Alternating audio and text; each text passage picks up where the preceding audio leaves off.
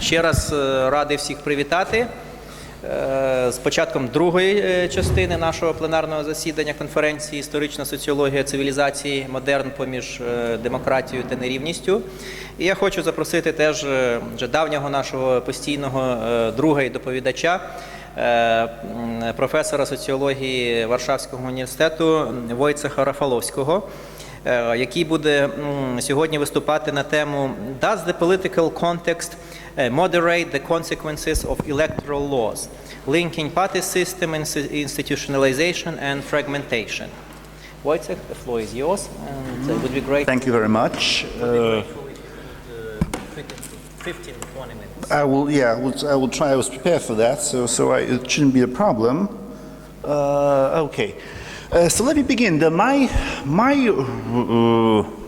aim in this presentation is first of all to provide a clear conceptual distinction between among party institutionalization and party system fragmentation, because often these two are confused, and also the fragmentation is treated as an indicator of institutionalization, which I want to provide like a more clear definition of these concepts and show the relationship between these two.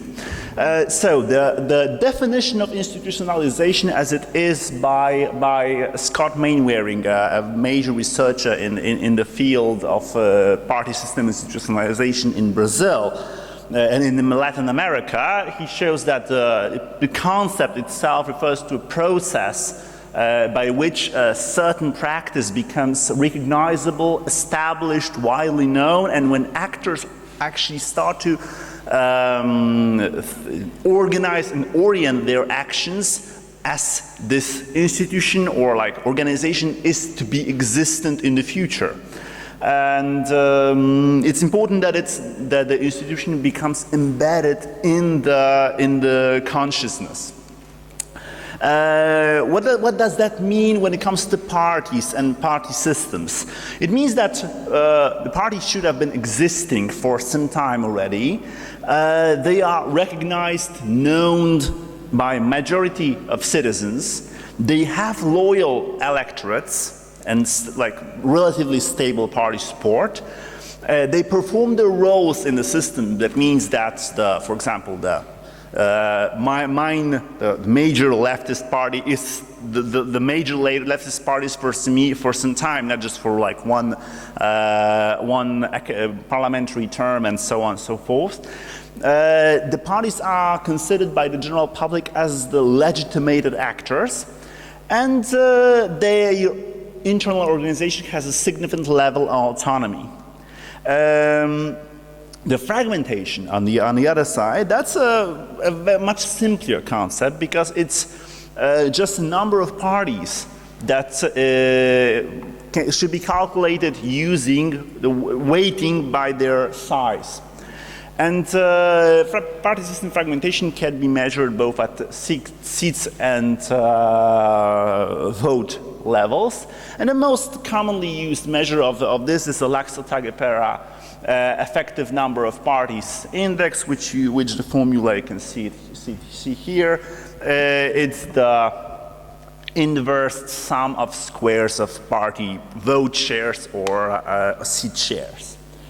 And sometimes low fragmentation is considered to be a sign of high institutionalization, but I think that it's like mixing two concepts, which it doesn't require entirely that less parties means more stability, because institutionalization can be thought of as general stability. And in my research to connect these two phenomena, I wanted to think about the election process, which is crucial for the formation of parliaments and the party systems. I see the election as the three-stage process. The first stage is the formation of preferences based on a campaign. The second is voting decisions, when people not only know who they support, but they also decide who to support on their ballot, which doesn't equal one to another, because the voting decision includes also a strategic decision, because sometimes people don't support the party they really prefer because the party has no chances. of winning. They vote strategically, and it has to be and it happens at this level. And the third part of the process is actually the recalculation of votes into seats and a seats assignment, which is happening directly after the votes are cast. The most important phenomena that happens within these three stages is the psychological and mechanical effects of electoral system. The concepts are derived from Maurice de Verger, from his work published in 1954, and these two are connected with, as you can see, there are effects of electoral system. The mechanical effect is connected what the mathematical algorithm that is implied by the electoral system actually does to votes. For example, well, we all know that electoral systems differ in the way they provide additional power to bigger parties, which is like a mathematical effect of them there. And people, if they know the electoral system, they can expect a certain mechanical effect and act in a way to get better results. For example, vote bigger parties in order to avoid voting for parties who are expected to get less than the certain threshold of votes, and they won't get any representation at all. So they vote differently, and this is the psychological effect. The typical form of the psychological effect is as follows. If the voter's highest preferred party has no chance of obtaining seats because of some mechanism as implied by the electoral system, the voter will move his support to a party that has a greater probability of winning. And the mechanical effect, the larger parties, they get a lot greater share of seats than what is their direct proportion of the seats. So the effect of electoral system create a certain bias. And the question is, when do people engage in this so-called strategic voting? That's the main issue, because Duverger didn't think about it as a conditional phenomenon. Actually, it is. Gary Cox, in his seminal work from 1997, Making Votes Count, showed that there are several conditions that had to be fulfilled in order to these psychological effects to occur. The main ones are that, first of all, people need to have reliable sources of information of who is getting how much votes, because they know who they should maybe defect in order to vote for someone else. So this is the last condition that is seen on the board. There had to be some reliable electoral polls. The second condition is that there has to be some kind of a short-term rationality working in there, which is, if people vote for parties in order to show their support, this is expressionist voting, and they don't care if the party actually wins or gets any seats or whatever. But if they care about the result of the election, so they are short-term rational. So they act in a way to obtain a certain goal. And the third condition, which is written as a first one in here, it's connected with the structure, with the preferences of the electorate. For example, if there's one candidate that we love and we hate all of the other candidates or parties, there's no point in voting strategically, because we hate all the other candidates. There's no difference between them. But if we love the first one, like the second one, and hate the third one, we would probably want to move our vote from the loved one to the liked one in order to prevent the hated one from winning. So this is also an important factor. The structure of preferences also plays a significant role in this process. The verified hypothesis, because this is going to be also I'll be showing empirical results. My hypotheses are that the psychological effect should be non-existent if the party system is weakly institutionalized, because all these attitudes have not been created. People don't know the parties, they don't know the electoral system rules. There is no the needed conscious that people don't know how the electoral system works. In well-institutionalized party system, the psychological effect should be existent and significant. Also, in not institutionalized party systems, there should be a significant mechanical effect, because the reduction of complexity is not happening on a psychological level, it has to happen at the mechanical level. In well-institutionalized party system, the mechanical effect should not be significant. My research was done with using a data set built up of 120 elections, parliamentary elections from post-communist countries that occurred in between 1990 and 2012. And each election was a single case, and it was characterized by the following variables: the effective number of parliamentary parties, the effective number of electoral parties based on votes, the ethnic diversity, which was representing the diversity of the society, like the cleavages that are existing in the society, which is represented by the variable div in the table. Also, I coded each of the electoral systems in each election as a pair of two variables, lower and upper. Lower was the mean electoral district on the lower level of repartition of seats, like regional districts, so like single-member constituencies and multi-member regional districts.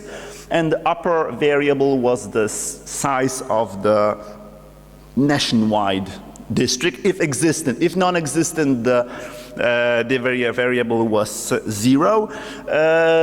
For each of these variables, I calculated the natural logarithm in order to show that this relationship is actually curvilinear instead of simply linear. I also used interaction effects to show that the effect of electoral system it's not just creating fragmentation, but it's like a filtering, moderating variable that allows the social level diversity to be transferred in the significant number of parties. So it's like it's a moderating variable in the model. Also, there was a third level moderating variable, which is the decade, because my operationalization of the institutionalization of the party system is just assigning elections to a certain decade. I assume that in the first decade after the fall of communism, the party system had to be characterized with low institutionalization. You know, the party loyalties didn't exist, the parties were new, and so on and so forth. In the second decade, at least some institutionalization happened. So this is a vague, important assumption of this research. And in the table, you have a comparison of this, of the results that I obtained. It is important to note that in the first decade, this is the psychological effect. And in the first decade, none of these coefficients are significant, as what we see in here. And so there's probably no chance that any of the marginal effects would be significant as well. In the second decade, there are some significant effects, but what is the most important thing in this table is that the difference is significant. The most important one is the ones on here. But let's just split these numbers out and see the marginal effects of the interaction model. Unfortunately, I don't have time to explain the complexity of the interaction models. But what we have here is each cell represents the regression coefficient for ethnic diversity and how it affects the effective number of electoral parties when the district magnitude of nationwide district is 0, so they are non-existent, and the mean value of the regional distance is 15, and so forth. You can read the whole table this way. So these are conditional regression coefficients. And the ones showed are the statistically significant coefficients. I don't show where there are not significant. And this is a table for the second decade. Why didn't I put the table for the first decade? Because none of the coefficients were significant, so it would be an empty table. What does it mean? That in low institutionalization conditions, there is no relationship between the social divisions and the number of parties, which shows that there are no psychological effects. So people don't. There are no dependency in there. In the second decade, you have this effect. So the bigger the Dijkstra's magnitude, the stronger the connection between the social divisions and the number of parties, which actually confirms the hypothesis regarding the psychological effect. A similar calculation was did for the mechanical effect of the electoral system.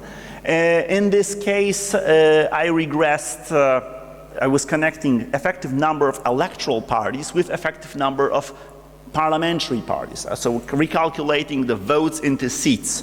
In this case, there are like similar variables included in the model. Construction is identical. And the results aren't that clear. But if we look at the third decade, we see that the effect is significant. We don't have to care about this area because this area is purely fictional situations. There are no systems that have like 250 national districts and 50 and 20 city on the lower side. So this is a fictional result on this side. So only this part is important. And in here we have that there is a mechanical effect, but it's reversed. So the biggest fragmentation is allowed by like one single member district. This is the fact that was majorly shown in Ukraine when there are like independent parliamentary members going into the parliament without any party affiliation. They were getting seats in Ukrainian parliament, and that's probably this effect shown here statistically on macro data. In the second, the marginal effects in the second decade of the mechanical effect, they show the more standard shape of the mechanical effect. So meaning the larger the district magnitude, the stronger the relationship between number of parties at vote level and at the seat level. But as we can see, there are not. This is a very weak effect, which is probably not statistically significant. So in the second decade, the effect, the mechanical effect doesn't really occur because the reduction was happening at the psychological level. To conclude, the results that were shown here. So, just after the fall of communism, when I assumed that the party system institutionalization was low, the electoral system didn't create voters' habit. It didn't work as a proper incentive for certain actions, and the electoral system did not influence the way how the social heterogeneity was translated into number of parties. So, at this stage of everything happened at the stage of the mechanical effect. But because of the low party system institutionalization, the mechanical effect was reversed to what is usually expected in the theory. When it comes to more institutionalized party systems, the psychological effect starts to be existent, starts to be visible. At this macro level data, because there were no individual level data in here, and it reflects the standard way, but the mechanical effect doesn't really show much of significance. I believe I'm probably wasn't really very clear and tidy in my speech, so if you need some more details, this research has already been published in a Polish journal, so it's accessible there for everybody. It's also in the internet. Thank you. Okay, thank you. Any questions and comments? Two questions, Professor Makeyev. Okay.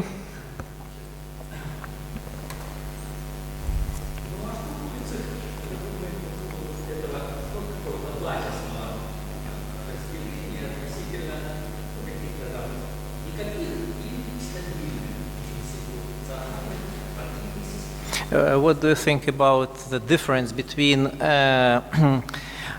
stable and никаких имеется в виду нестабильных?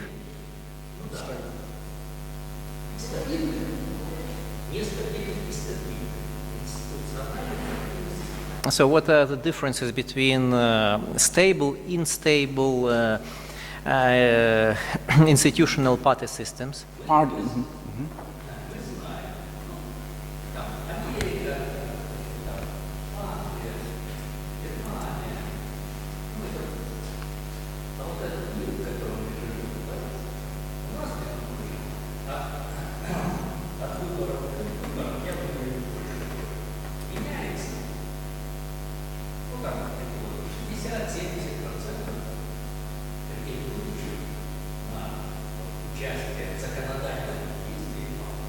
Unlike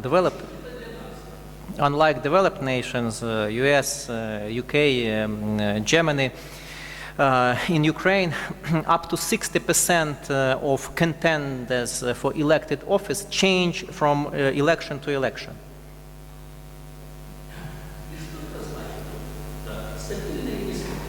So what's the kind of the basic, what's the basic meaning of stable and unstable systems? Yes, thank you. Scott Mainwaring, who is the author of this institutionalization theory, he distinguished 4 aspects of party system institutionalization. The first one was the legitimization of the party. So it's embedded within the attitudes of people. Do they think that parties are legitimate actors to represent them? Like any party. This could be measured either by like party identification, is there a party that you feel particularly close to, or just the trust to parties. Do people trust parties? In Poland, they probably don't. Most people don't trust parties. That's the attitudinal level.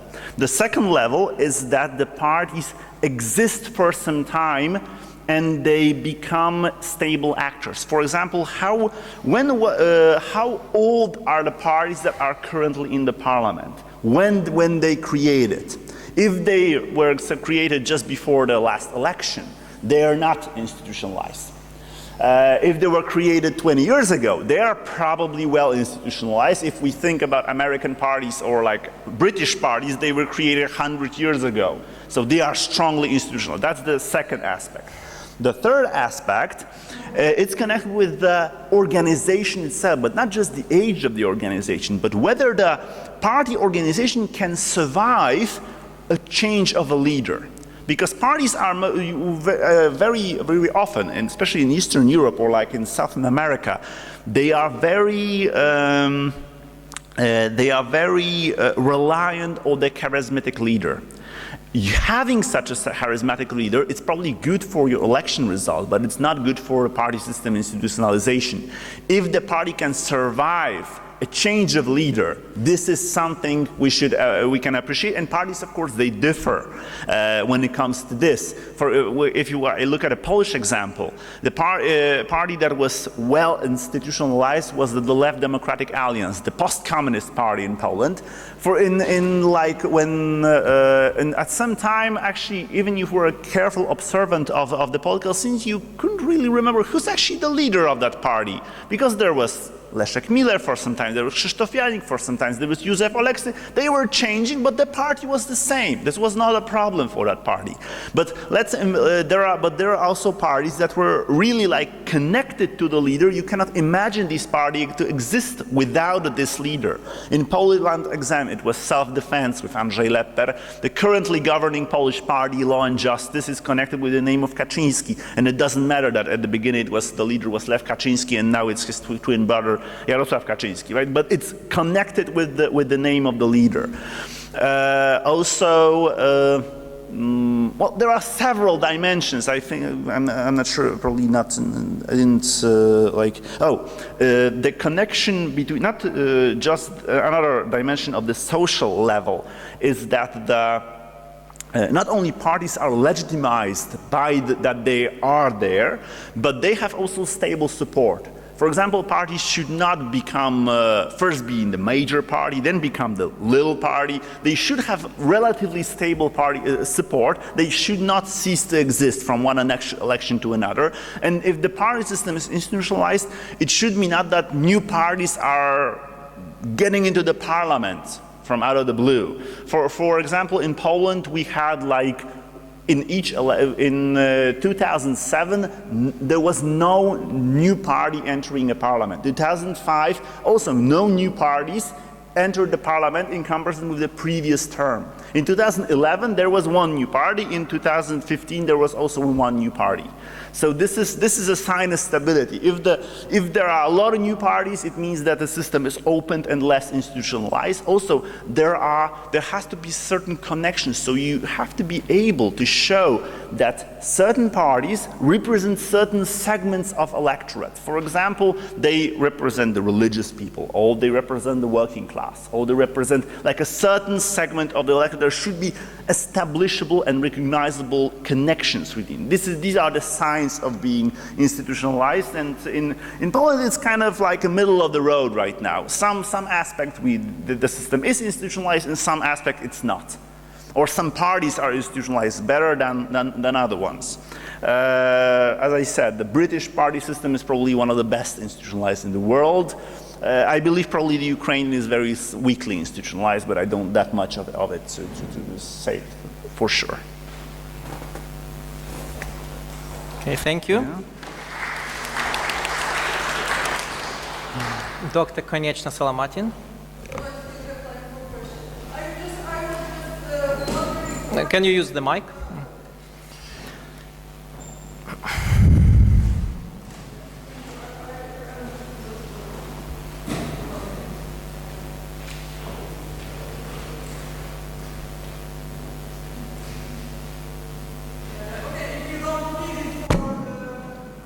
Recording. Okay, it started to work.